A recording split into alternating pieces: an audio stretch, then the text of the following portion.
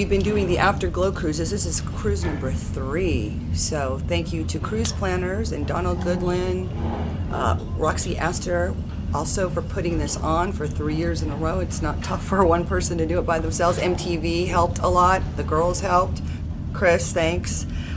We have our sponsors, Zumbas, and we also have LA Gear shoes that everybody got. So we want to thank them as well.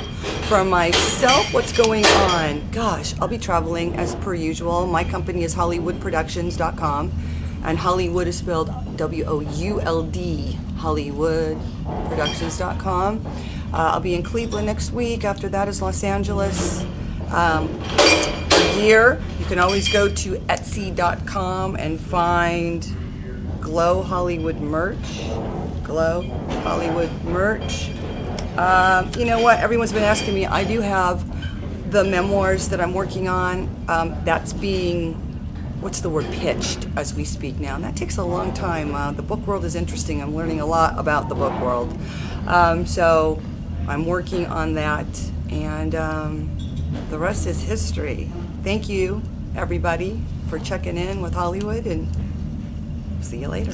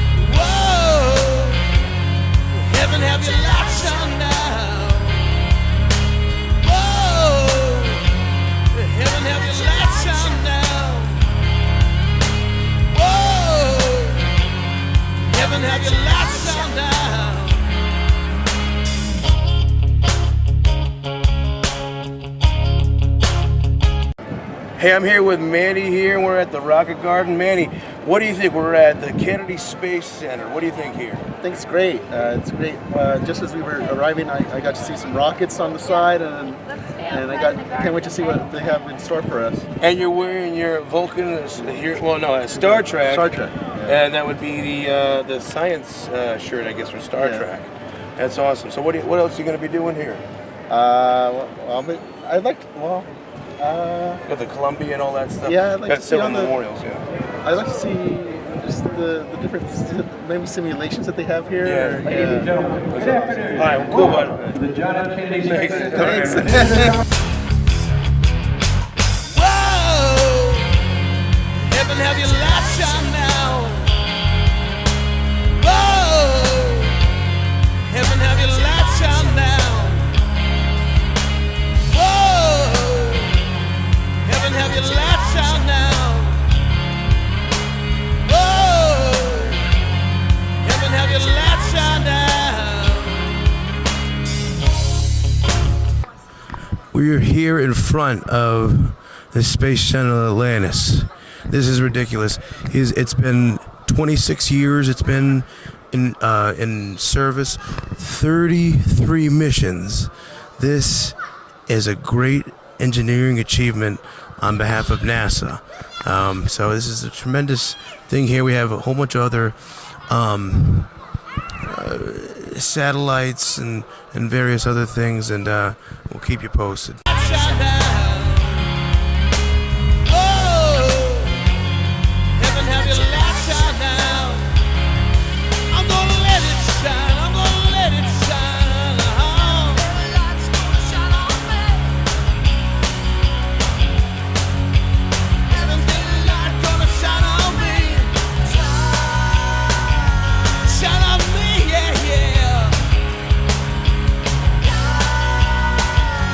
Come on, child.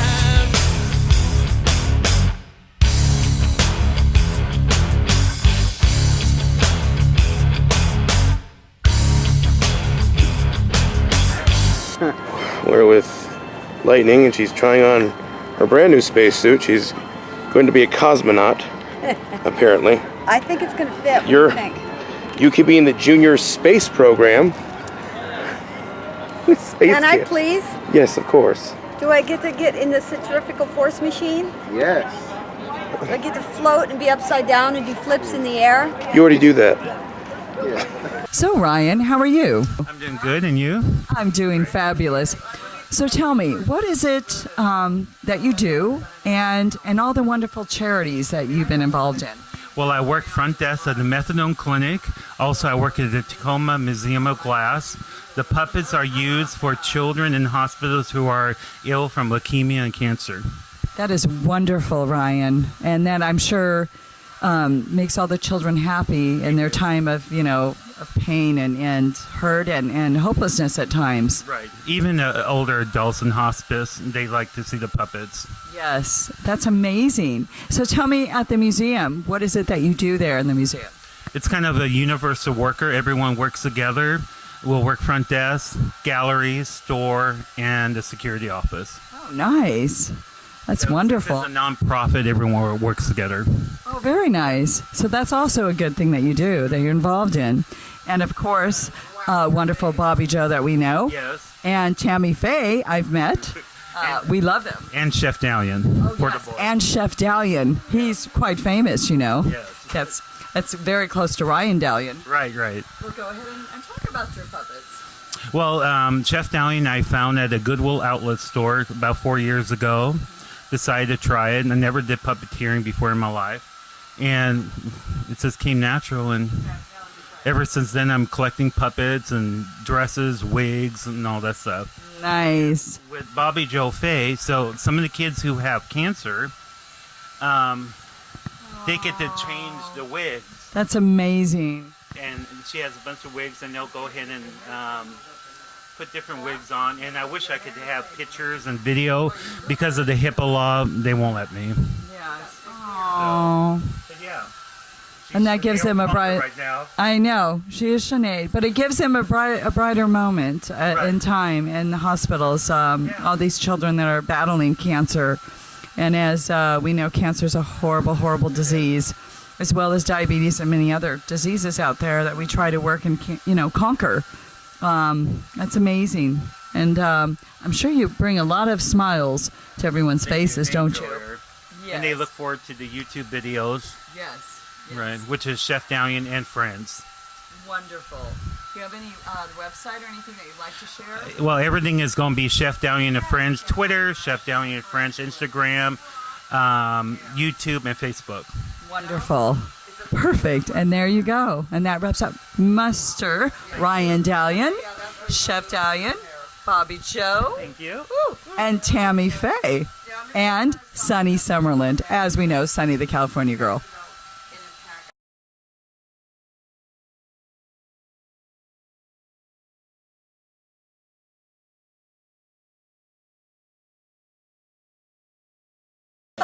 Hi, I'm here with Hollywood and Lightning, and we're at the Kennedy Space Center. Ladies, what do you think of the place so far? It's awesome.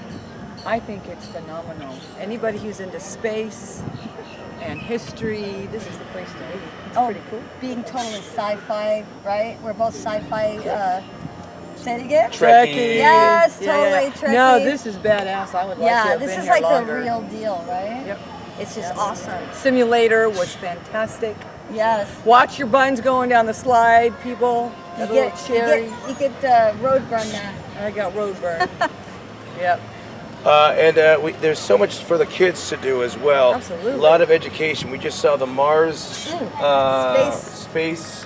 feature. The feature there, and That was cool. their big thing was about So if you're 100 pounds, you will weigh 38 pounds if you're on Mars. So I almost weigh 38 pounds. I'm probably like 40 pounds on Mars.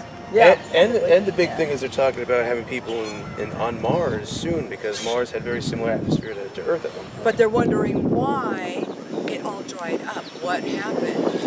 Why did all the water dry up on Mars? Sounds like a good sci-fi. Okay, now I like to make up stories and stuff, but I think that it's all underground. It's waiting to be tapped. Probably. all those resources. You know for what I us. think it is? I think that it burnt out. Something that Earth may do one day, and maybe there were people on that, and they couldn't survive there anymore, so they went to Earth.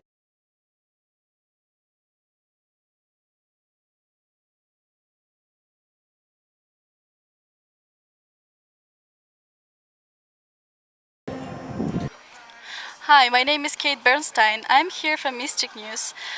There is Bob Backlund. He's a famous a wrestling legend, and Mike Messiah. He's a famous filmmaker, award-winning. So how do you guys like your time here so far? Well, for me, this is just a pleasure to see the charity work going for Sales Up for Cancer. The legendary Bob Backlund, two-time World Wrestling Federation, now known as WWE champion. Bob, you've got a new book out, and can you tell us about that? I believe it's called Backlund, From All-American Boy to Professional Wrestling's World Champion. Did I get that correct? Yes, sir. That's absolutely correct. And the book just seems fascinating because you've had an epic career. I was just reading about you, and that you were actually in a gym working out, and superstar Billy Graham saw you working out and suggested that you look into pro wrestling.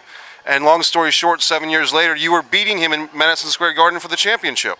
Yeah, that was in Fargo, North Dakota. Ron Earhart didn't have a weight room for the football players, so I went to the YMCA in Fargo, North Dakota, and Billy Superstar Graham was working for the AWA back then, and they had a match in the Civic Center in Fargo, North Dakota, and he came into the YMCA when I was working out there, and we shook hands, and he asked me if I ever thought about getting into business. I said no, and then that separated. But yeah, you know, that's 6 or 7 years later. I'm standing in Madison Square Garden in New York City. There's 23,000 people watching, and I'm looking across the ring, and I see a guy with the WWF belt around my waist, and I'm going to get that belt from him and drive home with that belt around my waist that night. It was Billy Superstar Graham. And you guys had a rivalry. Miracle in my life that could happen. Right, and you and Billy Graham, because when you started wrestling, then 5 or 6 years later, he would come back with a martial arts attire and challenge you and even destroy the championship belt itself on national television. And you guys had a second big feud. Yeah, we did. He came back. You know, and you know, he was doing steroids and everything. But in the time after he lost the championship, the doctors made him get off the steroids, and he lost a lot of his charisma and he lost a lot of his body size. What's interesting to me in your career is that you had this huge, nearly 6-year title reign from, I believe, February of *78 all the way to deep 1983. All the challenges, you probably had 50 or 60 or 100 guys challenge you for that championship. Yeah, it was quite a run. It was almost unbelievable. And like you said about the book, I got done reading the book and I thought, my God, was that really me? And right. Having it that long and that kind of a run and wrestling the kind of guys, the tough guys, people that were animals, and that they wanted to get that belt pretty bad, but I survived overall that kind of adversity. And the funny thing is, even when you won the title from superstar Billy Graham, no rest for the wicked, they say, 3 days later you're fighting Harley Race in a champion versus champion match, and those champion versus champion matches maybe happen once a year at the most, and here you are 3 days into your reign fighting Harley Race. Yeah, and Harley Race, you know, he was a great guy in the WWE or the NWA, and I've wrestled him a few times, and every one of them was fantastic. We had a few different hour matches, and you know, it was a pleasure having him take me on, and I was trying to take him on, but we respected each other a lot. And the arc of professional wrestling, you really lived through the territory system into, you know, for lack of a better term, the WrestleMania years, and you went to a group called Pro Wrestling USA, where you had a really great double countout match with Rick Martel. You remember that one? That was great. Yeah, Rick Martel. I when I was down in Florida, I used to have matches with him a lot for Eddie Graham, Florida Championship Wrestling, and I liked him, and he was a really top-notch guy, good person. I remember they say that you had wrestled Billy Robinson for 63 minutes, and that's just incredible. From what I understand, Billy Robinson was a guy that could just tear you, you know, he could just tear you up. Yeah. Well, he was a trained shooter. He knew how to hurt people, and if he got you in the right move, you're not going to survive. But and that was up in Canada, and it was actually 1 hour and 15 minutes. Yeah. Unbelievable. And from what I understand, you have been involved in politics. There was that angle when you came back to the WWF years later, that Bob Backlund for president, and you had a lot of people's votes, believe it or not, because people would have liked to have seen you as president. But now I understand you're kind of endorsing a political candidate here in the state of Connecticut, if it's that true, or you're giving attention to what he's doing. Well, you know what? I've known him for a while, and I have a friend that's known him for a long, long time. And one thing is that Joe Visconti was the only person that came up and supported Trump when he came into Connecticut. And I believe that Mr. Visconti would do a lot of good things for this state. He would do things that would help big companies come back into state rather than leave because the taxes are so high. And I think that's something that this state needs, is some change, and spend less money than you make, not more. Well, that's a good principle for anyone to live by. And we talk about your career, everything you've done, and just the amazing world experiences, traveling to Japan, wrestling Antonio Inoki, Greg Valentine in Madison Square Garden.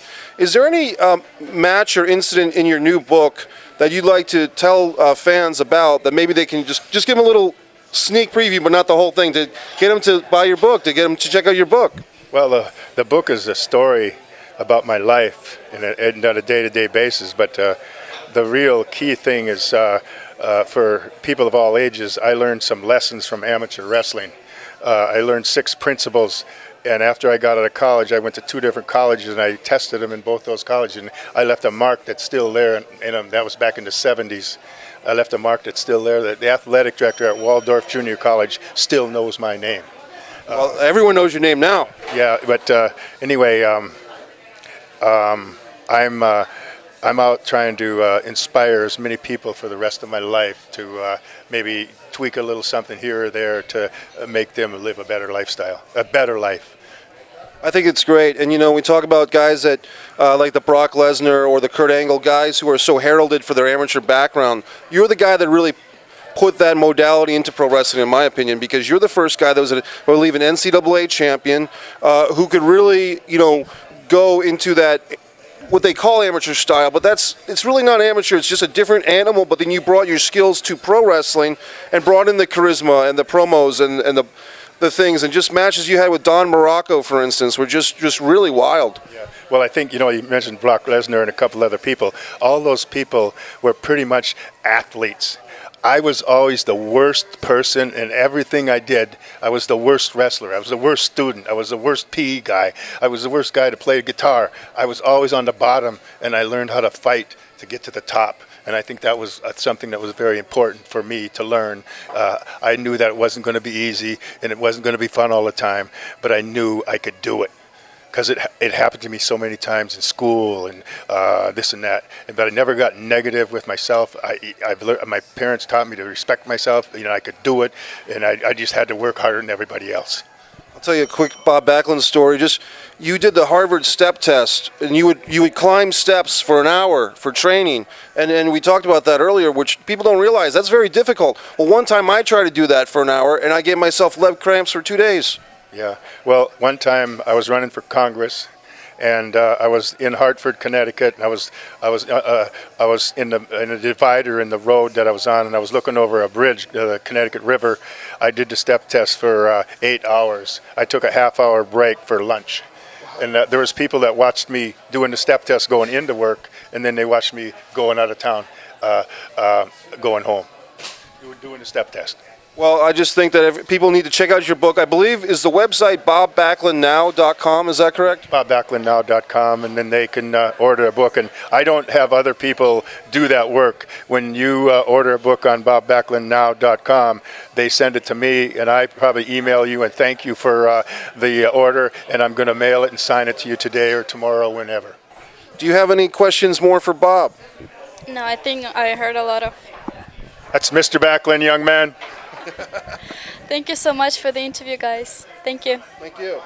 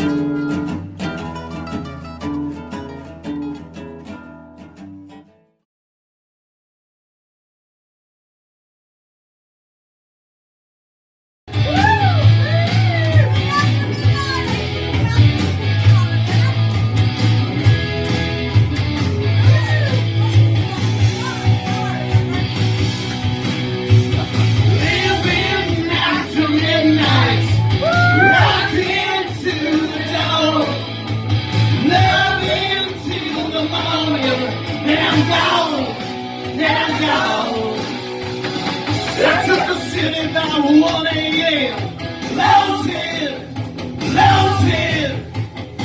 I'm gonna get up to score again. Lounging, lounging. Now come alive, neon lights. This motor's wrapped up tonight. Living after midnight. Rocking to the dawn. Loving to the morning. Can I go? Can I go? Hi. I just finished with a movie called Corral, and that is a horror flick. Suspense, kind of a sci-fi, kind of a Twilight Zone twist on it. And I'm playing doubling a girl. I'm doing stunts on it, but I'm also being the girl's alter person. So I'm playing opposite the girl that I'm doubling. It's weird.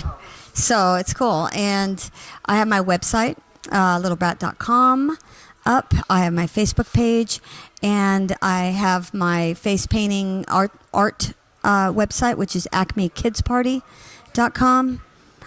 And I am currently trying to get my Etsy store up. I do have stuff on eBay.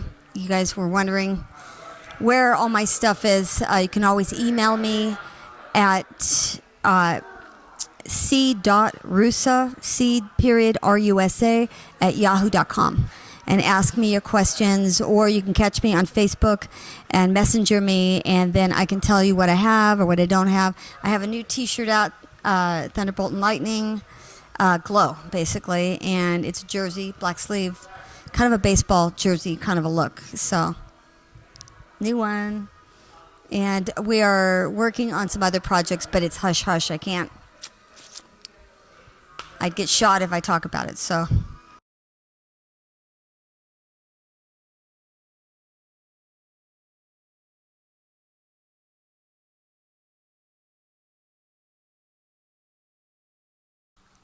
Hi, I'm B. Brian Blair from the Killer Bees, and you might know me now as the president of the Cauliflower Alley Club, and I'm very, very honored to be in this position, and it's very humbling to know what the Cauliflower Alley Club does.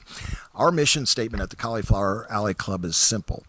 Anybody that's worked in the professional wrestling industry and made a living in the professional wrestling industry for over 3 years is eligible for financial assistance when they fall on financial hardships. And believe me, many of the people that we've loved and admired and still love and admire, they fall on financial hardships, either from, lack of insurance, adequate insurance. I don't know if everybody knows this, but as a wrestler, and in the wrestling industry, there's no union, there's no savings guide, there's no 401ks, there's nothing like that, no insurance. You have to do it yourself. And either from a lack of planning standpoint or from guys that made a ton of money that simply, succumb to diseases, divorces, financial scams, lots of different things. People fall on financial hardships, and that's what the Cauliflower Alley Club is all about. And we appreciate every single one of our members at the Cauliflower Alley Club, because without our members, we simply couldn't get the jobs done. But we also appreciate the honorees. And we're about to have our 53rd reunion in Las Vegas at the Gold Coast Hotel and Casino. And I really hope to see you there, because it's one of the most fun events that you will ever go to in your life. I went there in 2001, and I've only missed a couple since then. And now that I'm so involved with the Cauliflower Alley Club, I cry. I mean, some of the things that happen to people are just so heartbreaking, and guys that you knew that were on top of the world that all of a sudden get cancer. Mr. Wonderful Paul Orndorff, and we don't announce the people that we help all the time unless they give us permission. And Paul, being one of my best friends, he had stage 4 lymph node cancer, and they gave him a death notice. But not just because of the Cauliflower Alley Club, we certainly gave him help and assistance, along with many, many other household names that you would recognize immediately. just fall on these bad financial hardships. And the Cauliflower Alley Club is the only 501c3 not-for-profit that is there to pick them up and give them a hand up when they're down. And again, because of our members and our honorees, and because of our board members, our executive board works so hard. From Carl Lauer, who worked for 26 years since I took over before the 50th anniversary, this becoming our 53rd. Carl Lauer ran the ship with some help for 26 years, but he was a leader of the ship, and he's still on our advisory committee, and we thank you, Carl. I want to thank Morgan Dollar, our executive vice president, Dean Silverstone, our treasurer, Gloria Lavelle, who wears a lot of different caps, Scott Hosey runs the Nostalgia Room. We have Royal Duncan, who I don't know if you knew that Royal Duncan is the publisher of our our award-winning newsletter. But when you become a member, all it costs is $25 to become a member. You'll get 4 copies a year of that newsletter, and you won't find it on the internet. And you'll also get a beautiful certificate that's suitable for framing. I know I have one in my awards room. And we have several other people that just do such an amazing job for the CAC, our associates like Ron Hutchison, who puts on some tremendous seminars. And when you get a reunion ticket for the Cauliflower Alley Club, which is only $125 for the entire event, which includes 2 awesome dinner award nights.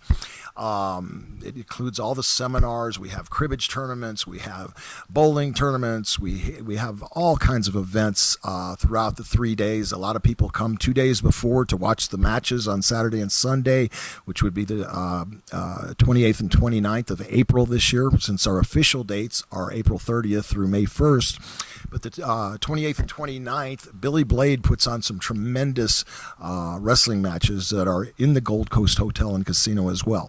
So be sure to go to caulifloweralleyclub.org and get your reunion ticket first. Make sure you make your room reservation using our discount code, which you'll find on the website, again, caulifloweralleyclub.org. We also have discounts to budget rent-a-car. If you want to get a rent-a-car, the Hoover Dam is a little over 30 minutes away. The Grand Canyon's a little over 2 hours away, so you can make a vacation of it. Bring the kids, bring the family. Just make sure you're a member. And becoming a member is easy. And remember, we only allow nice people at the Cauliflower Alley Club, so you better be a nice person or don't even join. So, with that said, I'd like to just invite everybody that's viewing this to our 53rd annual reunion. We have some tremendous honorees: Baron von Raschke, Shawn Michaels, Harlem Heat, Steve Kern, Blue Demon Jr., just Tony Storm, so many different, Santana Garrett. We have Princess Victoria. We have, George Shire, who I didn't mention, does the James C. Melby Award. And this year, all the past recipients of the James C. Melby Award, which is a historian award, vote to see who the historian will be. And this year, it's a wonderful man named Don Luce. So he'll be receiving the historian award. We've got several other top caliber, top name honorees that you don't want to miss, I promise. And, like I said, we're family, we're a fraternity, we're an organization of great people, good people, and we would love you to become a member. Just go to caulifloweralleyclub.org. For $25 you can join, and that entitles you to come to the banquet. We have $40 room rates at the Gold Coast Hotel using your discount code, which you'll find again at caulifloweralleyclub.org. Also, make sure you make your room reservations by March 25th, because that is the cutoff date for the discount. So we look forward to seeing you this year at the 53rd reunion at the Cauliflower Alley Club. And I'd also like to thank Bambi Weevil for the outstanding job she does in communications, and Matt Riviera, who does our wrestling outreach program for all the wrestlers, our active wrestlers right now, and he's doing a great job as well. All of us kind of band together. We have conference calls every few months, and we like our members to know everything that goes on, how much money we make. Everything's it's transparent, it's open, and you know that 100% of the money that we raise is going to those wrestlers, minus any hard costs for stationery or publications like the ear, things like that are necessary to purchase, but we only pay for necessities, and the rest, 100% of the rest of that money, goes to help your favorite wrestling stars that have fallen on difficult financial times. And we appreciate you.